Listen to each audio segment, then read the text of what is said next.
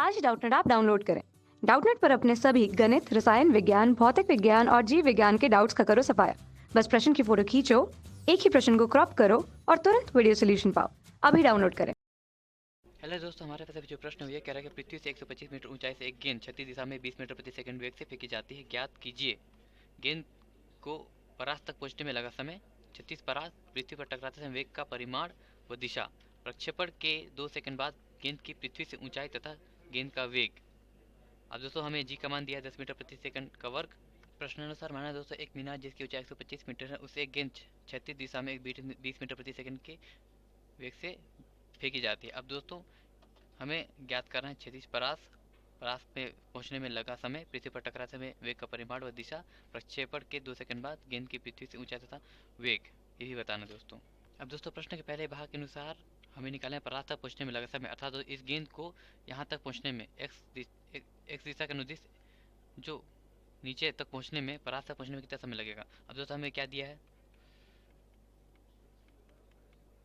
X दिशा के अनुदिश तथा वाई दिशा के अनुदिश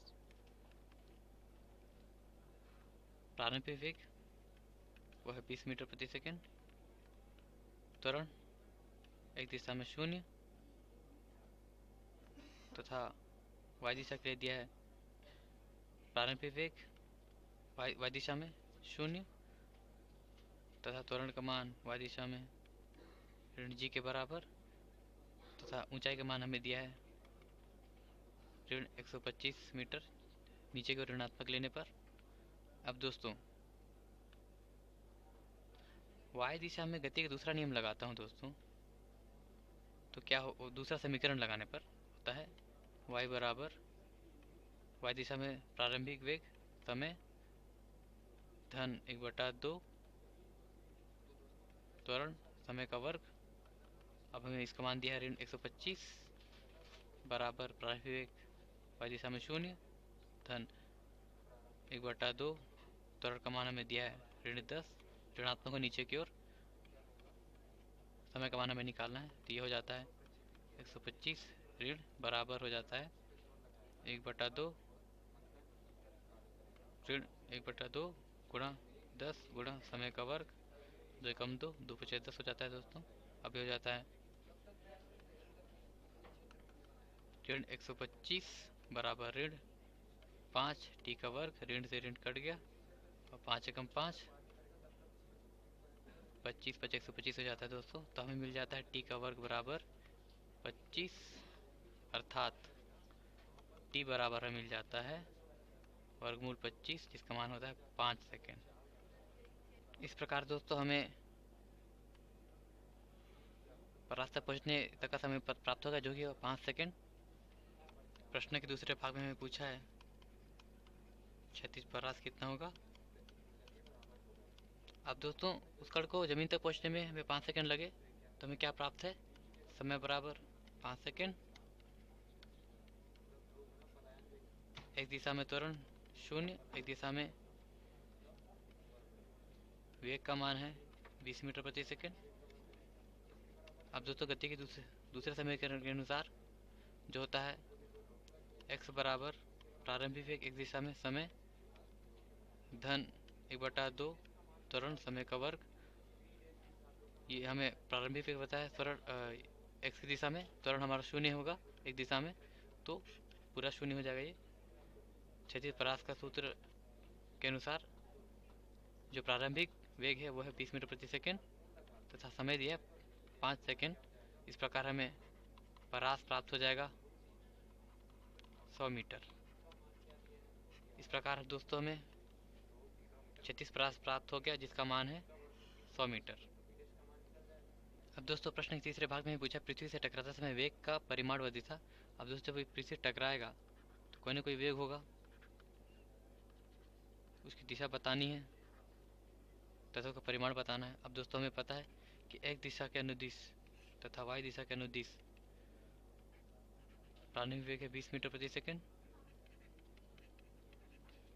प्रारंभिक वेग है एक्स वाई दिशा के अनुदिश 0, त्वरण है एक दिशा के अनुदिश 0, त्वरण है वाई दिशा के अनुदिश ऋण जी बराबर ऋण 10 मीटर प्रति सेकंड का वर्ग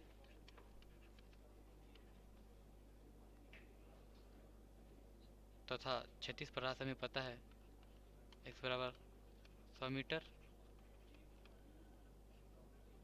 तथा समय हमें पता है 5 सेकंड गिरने में लगा। अब दोस्तों चूंकि x दिशा में कोई त्वरण नहीं लग रहा तो इसका x घटक अर्थात दोस्तों जो अंतिम वेग होगा v, उसका x घटक प्रारंभिक वेग के बराबर होगा जो होगा 20 मीटर प्रति सेकंड, परंतु जो y घटक होगा वह आएगा गति के पहले सूत्र के अनुसार प्रारंभिक वेग y दिशा में धन y दिशा में त्वरण गुणा समय, ये शून्य है प्रारंभिक वेग, तो हमारा आ जाएगा अंतिम वेग y दिशा में ऋण 10 गुणा 5 अर्थात 50 मीटर प्रति सेकंड नीचे की दिशा में, इसलिए ऋणात्मक होगा। अब दोस्तों हमें पता चल गया इसका जो y घटक है वह है ऋण 50, इसका x घटक वह है 20 मीटर प्रति सेकंड।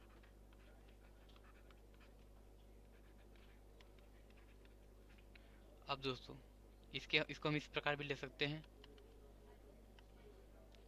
अंतिम वेग बराबर vx धन vy जो कि है vx 20 मीटर प्रति सेकंड i दिशा में तथा यह है ऋण 50 मीटर प्रति सेकंड j की दिशा में। अब इसका परिमाण जो होगा दोस्तों वह होगा वर्गमूल 20 का वर्ग धन ऋण 50 का वर्ग। इस प्रकार हमें वेग का परिमाण जो हमें प्राप्त होगा वो होगा वर्गमूल 400 धन 2500 जो कि हो जाएगा वर्गमूल 2900 जो कि बराबर होता है 53.85 मीटर प्रति सेकंड। अर्थात दोस्तों हमें वेग का मान पता चल गया, वेग का परिमाण हमें मिल गया 53.85 मीटर प्रति सेकंड।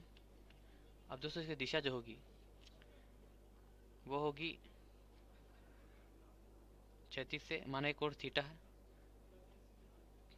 तो क्षैतिज से इसके कोण जो होगा tan थीटा बराबर लंबा आधार जो कि है 50/20। इस प्रकार हमें वेग का परिमाण तथा वह कोण पता चल गया जिससे क्षैतिज से वो अंतिम वेग झुका हुआ होगा।